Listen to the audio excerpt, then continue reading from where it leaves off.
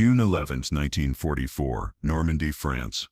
Current 0612 hours, 2 kilometers south of Sainte-Mère-Église. The Sherman tank designated Charlie 36 sat motionless at a 40-degree angle, its nose pointed toward the gray morning sky, its treads spinning uselessly against packed earth and ancient roots, completely exposed to German fire from the hedgerow line 60 meters ahead. Inside the tank, Sergeant Bill Henderson could hear the distinctive crack of a German 75mm anti-tank gun firing from somewhere beyond the hedgerow, could hear the shell screaming toward his position, and he had perhaps 1 second to realize that after surviving 5 years of training and 5 days of combat, he was about to die in a French farm field because his 30-ton tank could not climb over a pile of dirt and bushes. The shell hit Charlie 36's glacis plate at the exact angle where the armor was thin, punched through 16mm of rolled homogeneous steel that was supposed to protect the crew compartment, and detonated inside the tank with a blast that killed Henderson and his driver instantly and turned the interior into an inferno that would burn for the next 6 hours. The 3 surviving crew members bailed out through the turret hatches, one of them on fire, all of them screaming, and German machine gun fire from the hedgerow cut them down before they had taken 3 steps. Charlie 36 burned where it sat, black smoke pouring from every opening, ammunition cooking off with sharp cracks that sounded almost cheerful against the background roar of artillery and small arms fire that had been continuous since H-hour 5 days earlier. The tank would sit in that field for the next 3 weeks, a blackened monument to the tactical problem that was destroying the American advance through Normandy and threatening to turn Operation Overlord from a triumphant invasion into a bloody stalemate that would give Germany time to reorganize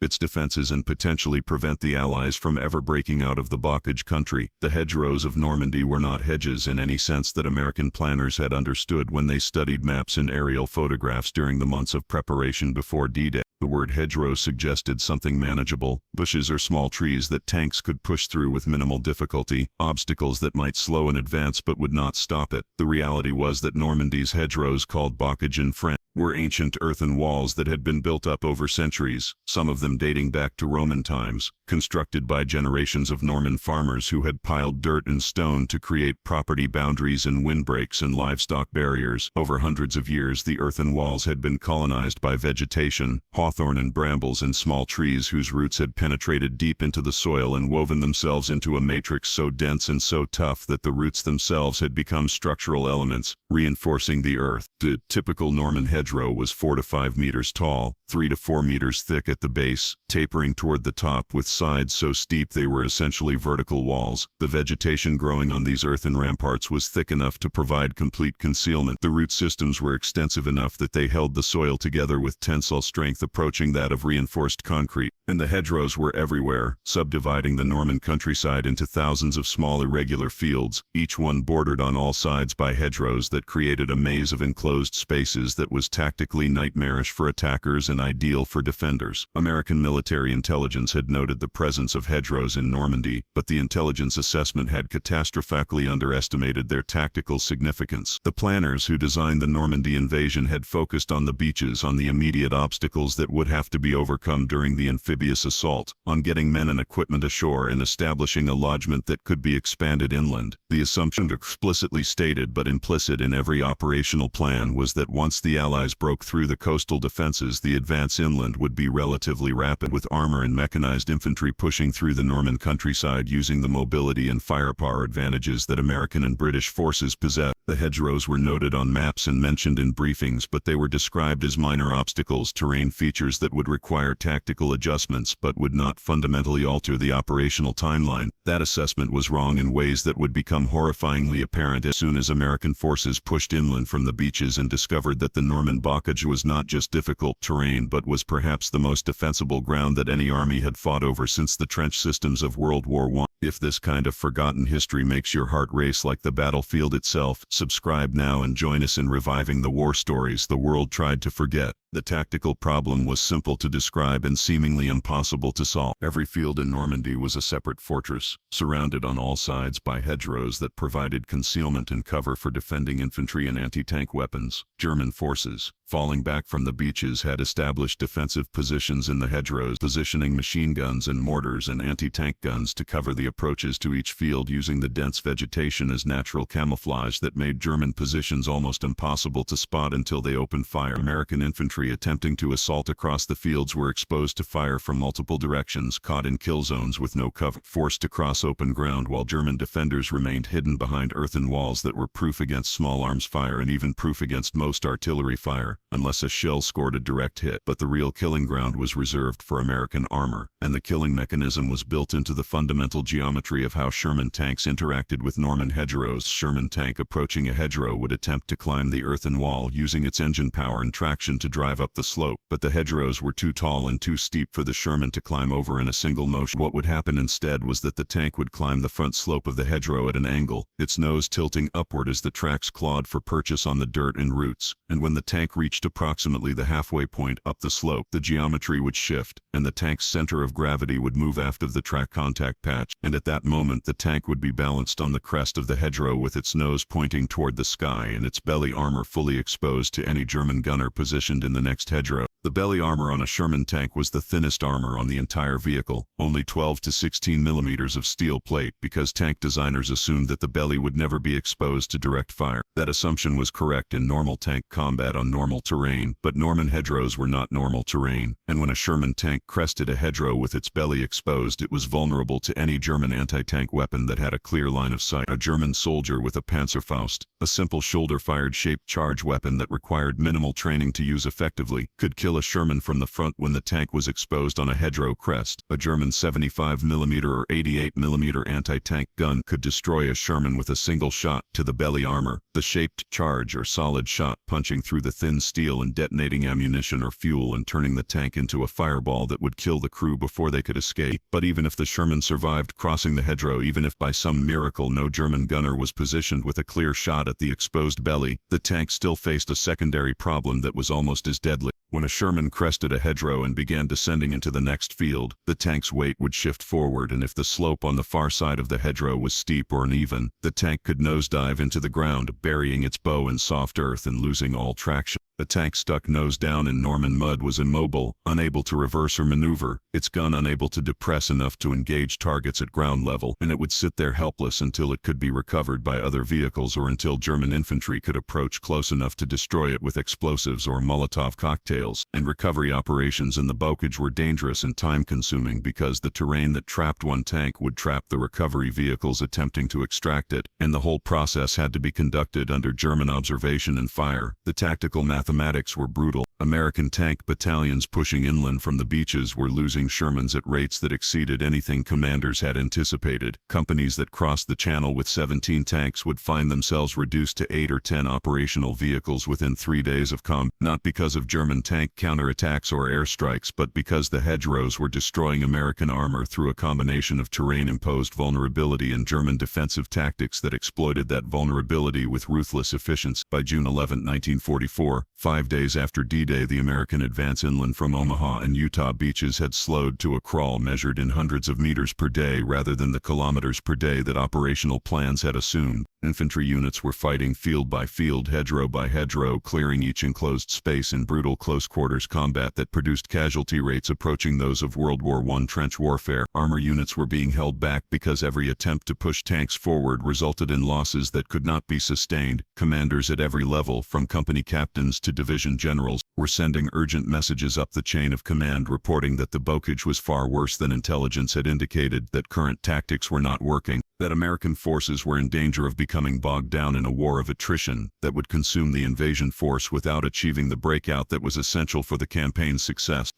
At 1st Army Headquarters, Lieutenant General Omar Bradley was receiving casualty reports and operational summaries that made clear the American advance was failing to meet its timeline by increasingly large margins. The plan had called for the capture of Carentan by Deploy 3 and St. Lo by Deploy. Carentan had fallen on Deploy 6 after bitter fighting, and St. Lo, which was supposed to be in American hands by June 15, looked like it might not be captured until July at the current rate of advance. The hedgerow problem was being discussed at every level of command, from squad leaders trying to figure out how to assault the next field without losing half their men, to theater commanders trying to determine whether the entire Normandy campaign needed to be reconsidered. Engineers were experimenting experimenting with explosives, trying to blast gaps through hedgerows wide enough for tanks to pass. But the charges needed to destroy a hedgerow's root structure were so large that they consumed explosive stocks faster than supply lines could replace them, and the blasting process was slow and dangerous because engineers placing charges were exposed to German fire. Bulldozers equipped with dozer blades were attempting to push through hedgerows, but the root systems were so tough that dozer blades bent or broke, and the bulldozers themselves were slow and vulnerable, easy targets for German anti-tank weapons. Some tank commanders were trying to shoot their way through hedgerows, using high explosive shells to blast at the base of the earthen walls, but this proved completely ineffective because the 75mm H shells would detonate on impact with the dirt and vegetation, and would excavate small craters without significantly weakening the overall structure. The root systems absorbed blast energy and held the soil together, and unless the tank fired dozens of shells at exactly the same point, which would consume ammunition at unsustainable rates and take hours to accomplish while under fire, the hedgerow would remain intact and the tank would remain stuck. Infantry officers were proposing that infantry should clear hedgerows before armor attempted to advance, using grenades and flamethrowers, and small arms fire to kill German defenders before tanks moved forward. But this approach was impossibly slow and bloody, and it negated the entire purpose of using armor for exploitation and breakthrough operations. The problem seemed insoluble. Every solution anyone proposed had fatal flaws or required resources that were not available or took too long to implement under combat conditions. And then on June 20, a technical sergeant in the 22nd Cavalry Reconnaissance Squadron, who had been thinking about the hedgerow problem while his unit sat in reserve behind the front lines, came up with an idea that was so simple and so obvious in retrospect that staff officers would later wonder why no one had thought of it sooner. Sergeant Curtis G. Coolin Jr. was 29 years old, a native of New Jersey who had worked as a machinist and welder before being drafted in 19. He had no formal engineering education, no training in armor tactics, no background that suggested he would solve a problem that had stumped professional military engineers and armor officers with decades of experience. What Coolin had was practical mechanical knowledge, the kind of hands-on understanding of how things work that comes from years of working with tools and machinery, and he had the ability to look at a problem from a different angle than the experts who were trying to solve it using conventional approaches. The experts were asking how to get tanks over or through hedgerows without exposing their vulnerable belly armor or getting stuck. Coolin asked a different question. What if we don't try to go over the hedgerow? What if we go through it at ground level? The idea was simple but required rethinking the fundamental approach to the problem. Instead of trying to climb the hedgerow and crest it at an angle that exposed the tank's belly, what if the tank could cut through the base of the hedgerow at ground level, using the tank's forward momentum to rip through the root structure and push through the earthen wall while maintaining a level attitude that kept all armor angles optimal? The problem was that Sherman tanks had no equipment designed for this purpose. The bow of a Sherman was smooth and rounded, designed to deflect incoming fire, not to dig into soil or tear through roots. If a Sherman tried to push through a hedgerow using only its engine power, the bow would ride up on the compacted earth and the tank would end up in the same vulnerable position, nose high and belly exposed, that it would reach when trying to climb over. What was needed was some kind of cutting tool on the front of the tank, something strong enough to bite into the base of the hedgerow and rigid enough to maintain its position while the tank drove forward, essentially functioning like the blade on a bulldozer, but angled to cut and rip rather than push.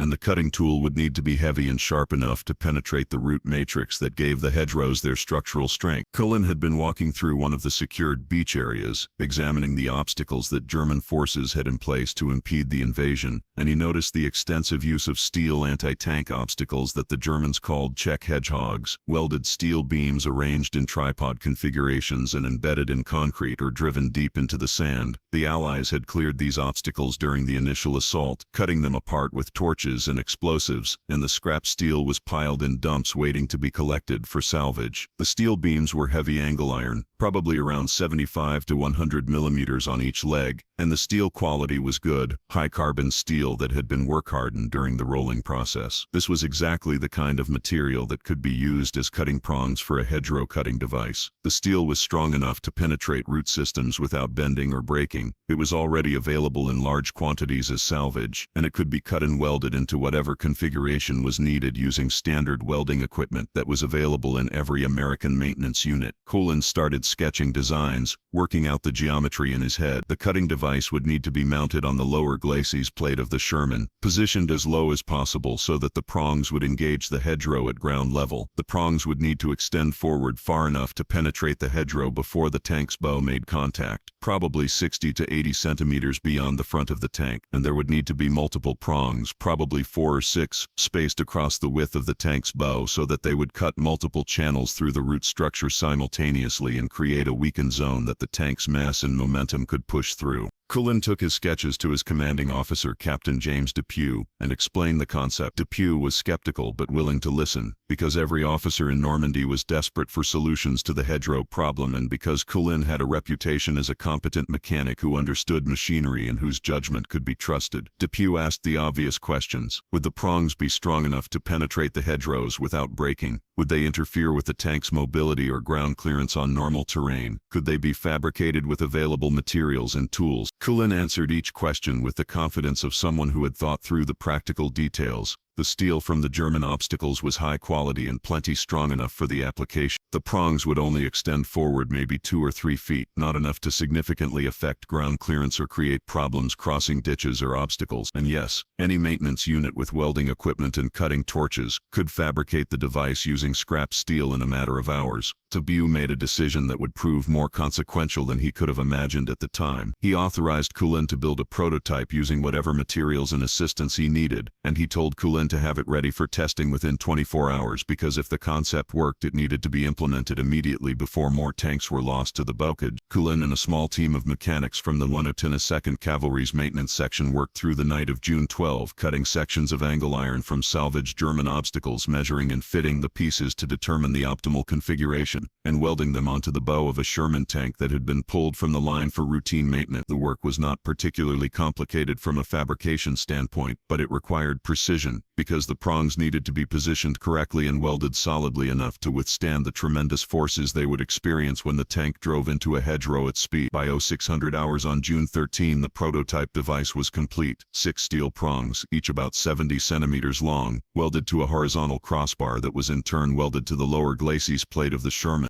The prongs were angled slightly downward so they would bite into the ground and roots rather than riding up on the surface of the hedgerow. The welds were heavy and reinforced, with gusset plates added at stress points to prevent the prongs from breaking off under load. The whole assembly added perhaps 150 kilograms to the tank's weight, negligible compared to the Sherman's 30-ton mass, and it looked crude and improvised, which it was, but Cullen was confident it would work because the engineering was sound and the materials were appropriate for the application. If you were a tank crew in June 1944, ordered to test an untried device welded together by a sergeant using scrap metal, knowing that failure might mean being trapped in front of German guns, would you volunteer? Comment: I would try. The testing began at 0730 hours on June 13 in a section of the front lines that had been quiet overnight, where American forces held a series of fields and German forces were dug in 2 or 3 hedgerow lines back. Captain Depew had arranged for infantry support to cover the test, positioning riflemen and machine gunners to suppress any German fire if the tank attracted attention, and he had a recovery vehicle standing by in case the modified Sherman became immobilized. The tank crew, led by Sergeant John Eichenlaub, was understandably nervous about being guinea pigs for an untested modification, but they were also professionals who understood that someone had to test new ideas and that if the device worked it might save their lives and the lives of every other tanker fighting in the blockage. Eichenlaub positioned his tank 50 meters from a typical Norman hedgerow, the kind of earthen wall that had been stopping American advances for a week, and he brought the Sherman up to speed, accelerating toward the hedgerow with the engine roaring, and the tracks throwing up dirt and grass as the tank built momentum. At the last moment before impact, every instinct was screaming at Eichenlaub to brake, because driving a tank directly into what appeared to be a solid wall went against every bit of training and experience. But he held the throttle open and braced himself for impact. The steel prongs hit the base of the hedgerow traveling at perhaps 15 kilometers per hour, and they punched into the compacted earth and root matrix exactly as Colleen had predicted, penetrating deep into the structure and creating 6 parallel wounds in the hedgerow's foundation. The tank's momentum carried it forward, and the prongs acted like enormous chisels, splitting and tearing the root structure and forcing channels through the earthen wall. The resistance was significant enough that the Sherman's engine bogged down slightly and the transmission downshifted automatically to maintain torque, but the tank kept moving, kept pushing,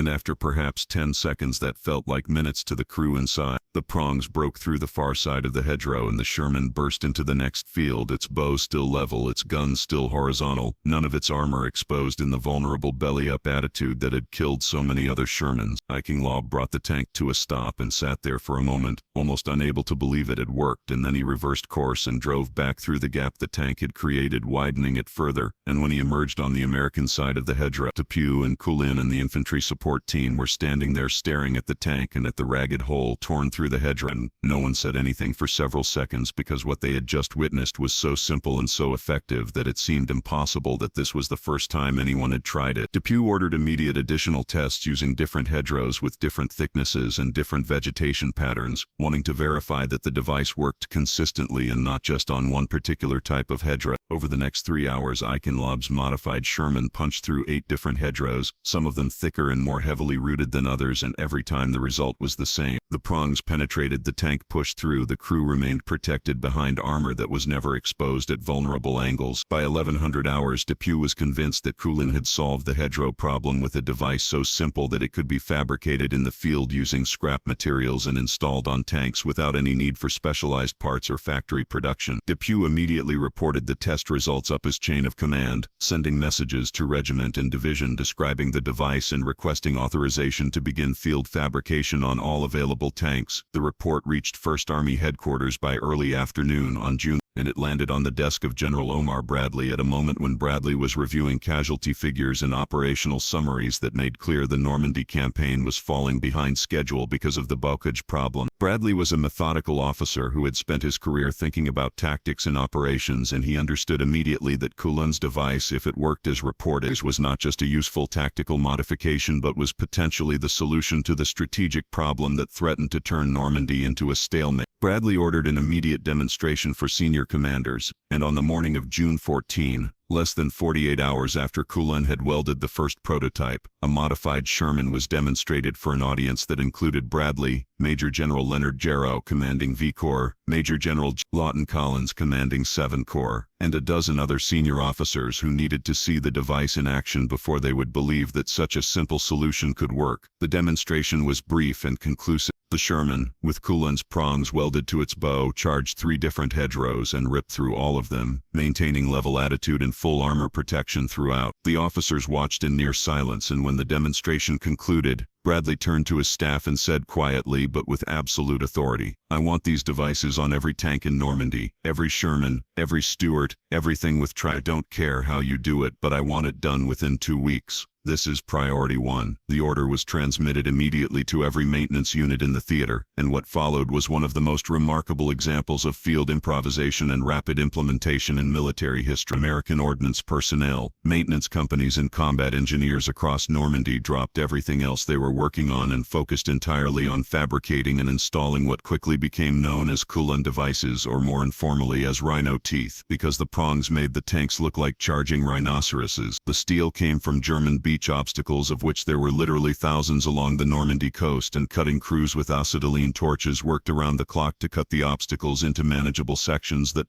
be transported to maintenance units. Welding crews worked in shifts, fabricating devices as fast as they could cut and position the steel, and installation crews worked to mount the devices on tanks that were pulled from the front lines in rotation so that no unit would be left without armored support. While their vehicles were being modified, the work was done under combat conditions, often within range of German artillery, with mechanics and engineers working by lamplight or flashlight when darkness fell, and the entire operation was conducted with an urgency that everyone understood, because every day that passed without modified tanks was another day of casualties and stalled advances. Within 5 days of Bradley's order, over 300 tanks had been modified with Cullen devices. Within 2 weeks, the number exceeded 800. Tanks that had been held in reserve or limited to support roles because of hedgerow vulnerability were now pushing forward, aggressive, punching through hedgerows that had been impassable barriers just weeks before, opening routes for infantry and supporting starting combined arms assaults that began clearing the blockage at rates that finally matched what operational plans had anticipated. German forces, who had been using the hedgerows as ready-made defensive positions that required minimal preparation and which had proven nearly impervious to American attacks, suddenly found that their primary defensive advantage had been neutralized. Tanks were appearing in fields where German commanders had believed tanks could not penetrate, breaking through hedgerows faster than German defenders could reposition, catching German infantry and anti-tank teams in exposed positions before they could retreat to the next hedgerow line. The psychological impact on German defenders was significant, because the hedgerows had given them confidence that they could hold American advances at sustainable casualty ratios, and when that advantage evaporated, German morale and defensive cohesion began to crack. But the story of the Kulin device is more than just a story about one piece of equipment solving one tactical problem. It is a story about how innovation happens in military organization, about the relationship between frontline soldiers who see problems firsthand and senior commanders who make decisions about resources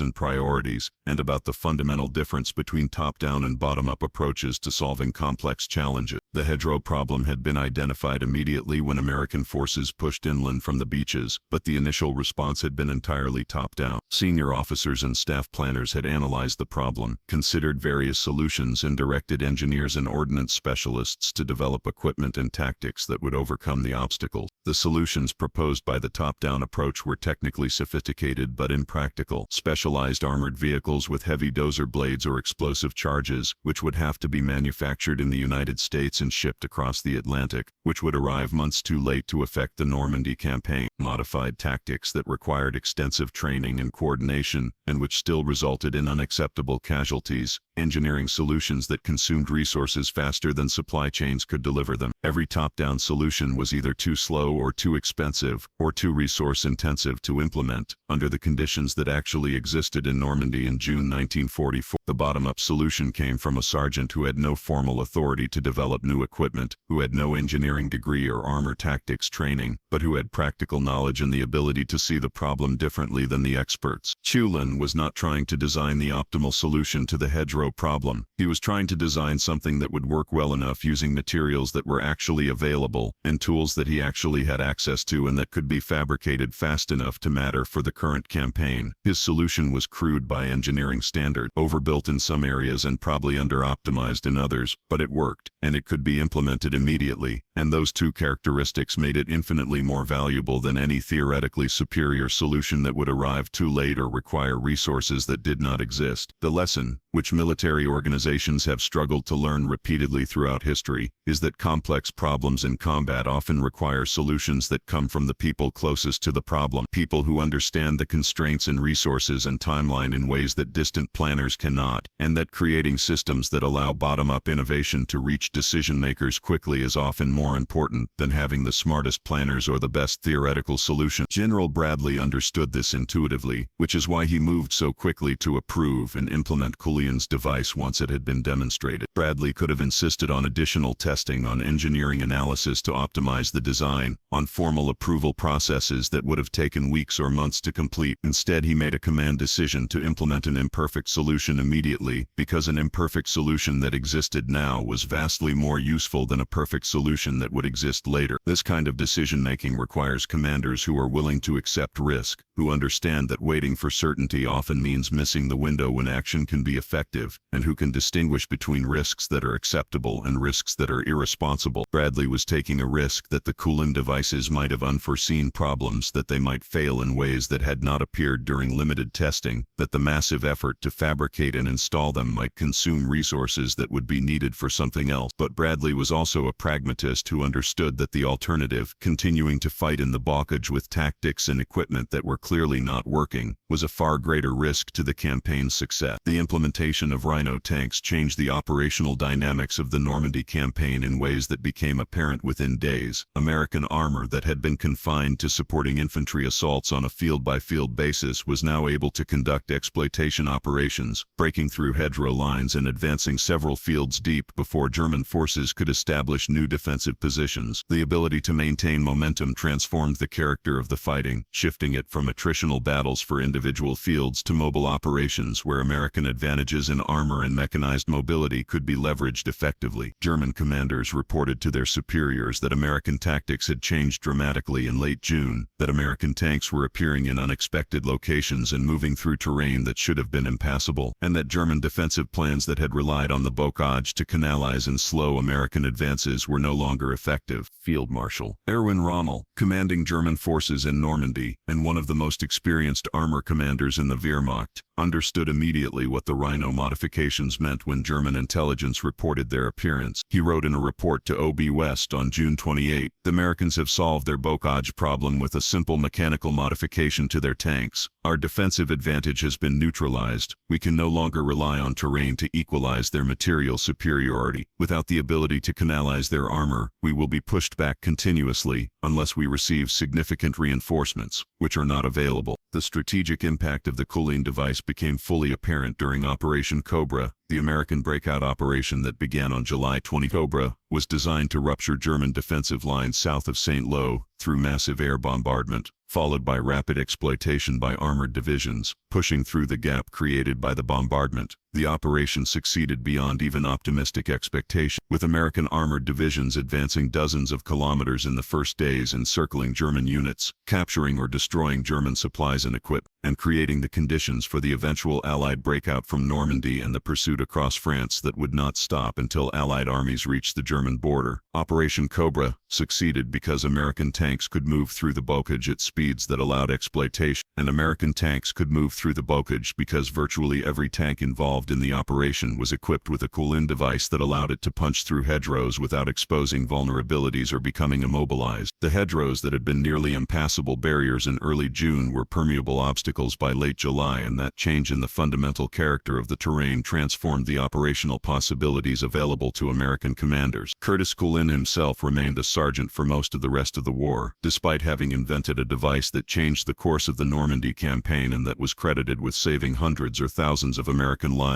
by reducing tank losses and enabling more effective combined arms operations. The American military in 1944 had no systematic process for rewarding frontline innovation of this type, no mechanism for rapidly promoting someone who made a significant technical contribution unless that person was already in a position where such contributions were part of their assigned duties. Kulin was eventually awarded the Legion of Merit for his contribution, which was significant recognition, but he remained in his position as a technical sergeant with the 10th Cavalry and continued doing the same maintenance and repair work he had been doing before his invention changed armored warfare in Normandy. Some of his fellow soldiers found this absurd, that the man who had solved one of the critical tactical problems of the campaign received a medal but no promotion and no special recognition beyond what any soldier might receive for exceptional performance. But Kulin himself seemed largely unconcerned with rank or recognition. In the few interviews he gave after the war, he consistently emphasized that he had just been trying to help solve a problem that was getting his fellow soldiers killed, that the idea had been obvious once he looked at it the right way, and that dozens of other soldiers had contributed to developing and implementing the device even if his name had become attached to it. The question of why Kulin's innovation succeeded when so many others failed or were never implemented reveals important truths about how military organizations function and how they can be reformed to be more responsive to bottom-up innovation.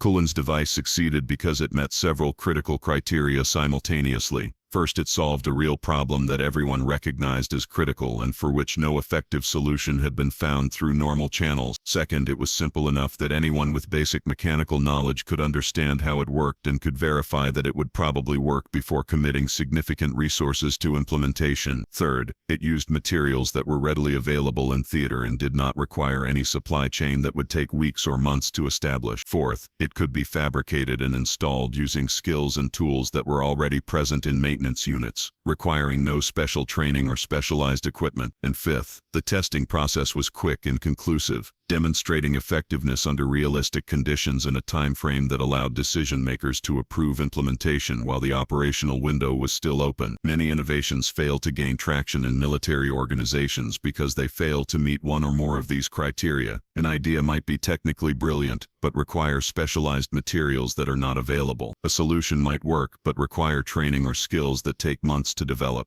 An innovation might be effective, but too expensive or too complex to produce in quantity. Kulin's device succeeded because it met all the criteria that mattered for rapid field implementation. The broader lesson, which applies far beyond the specific context of World War II armored warfare, is that complex organizational challenges often require creating systems that can identify and amplify good ideas regardless of where in the organization those ideas originate.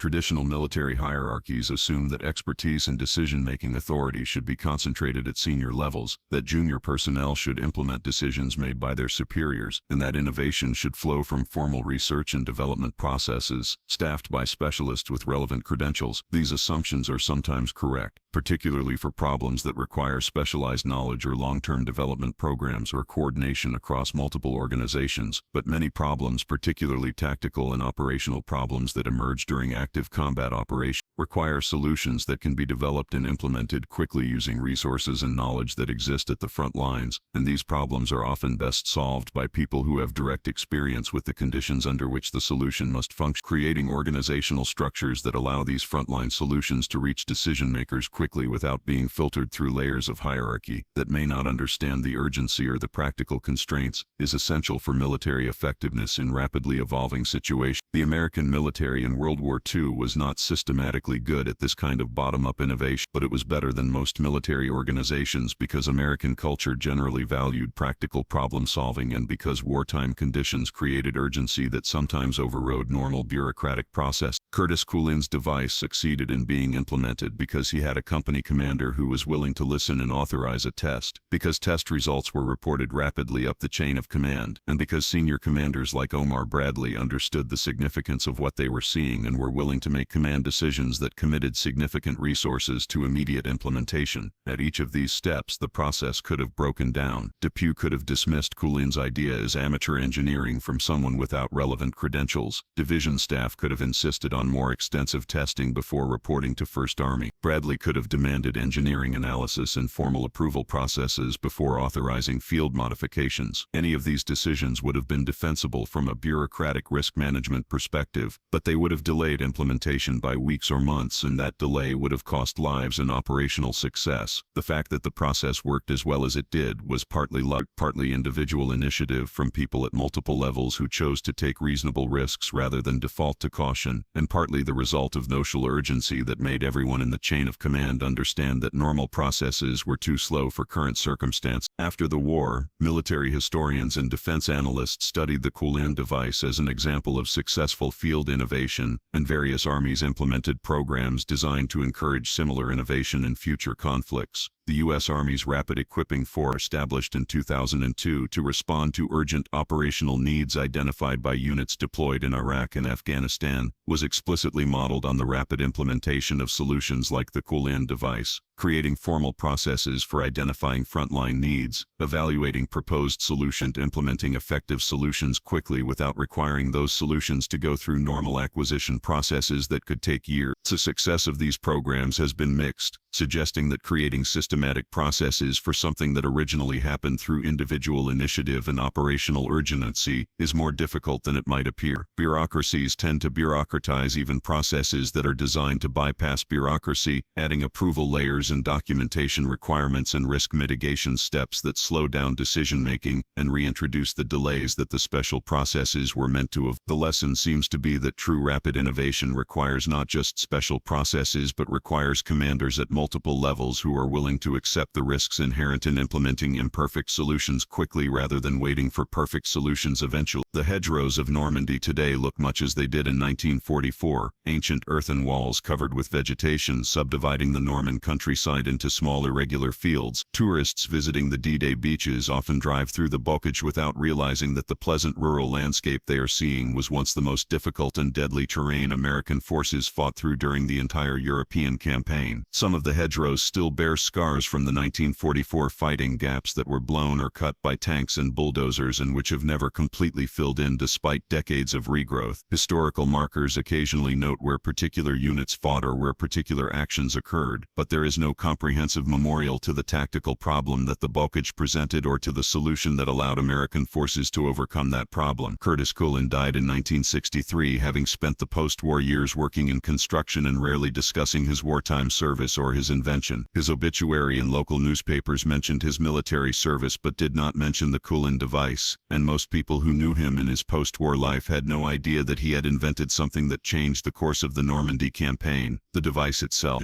the simple assembly of welded steel prongs that solved an operational problem that had stumped professional military planners, survives in museums and in historical photographs, a reminder that some of the most important innovations in military history came not from generals or engineers or weapons designers but from ordinary soldiers who looked at problems from practical perspectives and who had the skills and initiative to create solutions using whatever resources were available. The story resonates beyond its immediate historical context because it speaks to fundamental questions about innovation and problem solving in complex organizations under pressure. How do you create systems that can identify good ideas quickly regardless of their source? How do you balance the need for thorough testing and risk management against the need for rapid implementation when circumstances are urgent? How do you empower people at every level of an organization to contribute solutions rather than simply following directives from above? How do you recognize and reward contributions that come from unexpected sources? These questions remain relevant in any organization facing complex challenges, whether military or civilian, whether in peacetime or conflict, because the fundamental dynamics of innovation and organizational responsiveness are similar across contexts. The Cullen device succeeded not because the American military had perfect systems for encouraging innovation, but because at several critical moments individuals made decisions that prioritized solving an urgent problem over following normal procedures, and because those decisions happened to align to create a path from invention to implementation that worked despite organizational structures that could easily have prevented it. In the end, Curtis Cullen welded some scrap metal to a tank because he thought it might help solve a problem that was killing his fellow soldiers. Within 48 hours, the most senior American commander in Europe had seen the solution and ordered it implemented across the entire theater. Within 2 weeks, hundreds of tanks had been modified. Within 2 months, the hedgerows that had nearly stopped the American advance had been neutralized as defensive obstacles. American armored forces were pursuing German armies across France in mobile operations that would not have been possible without the ability to move through Boca-edge country at speed. The transformation from invention to theater-wide implementation happened faster than virtually any other equipment modification in World War II. And it happened because a sergeant with no authority and no credentials looked at a problem differently than the experts and created something that worked well enough to matter. That story, as much as any story of brilliant generalship or superior equipment or overwhelming industrial capacity, explains how Allied forces succeeded in Normandy and why the Normandy campaign, despite its difficulties and delays and casualties, ultimately achieved the breakout that led to the liberation of France and the eventual defeat of Nazi Germany. Wars are won by generals and presidents and factory workers and everyone who contributes to the overall effort, but sometimes wars are also won by sergeants who weld scrap metal to tanks and thereby change everything.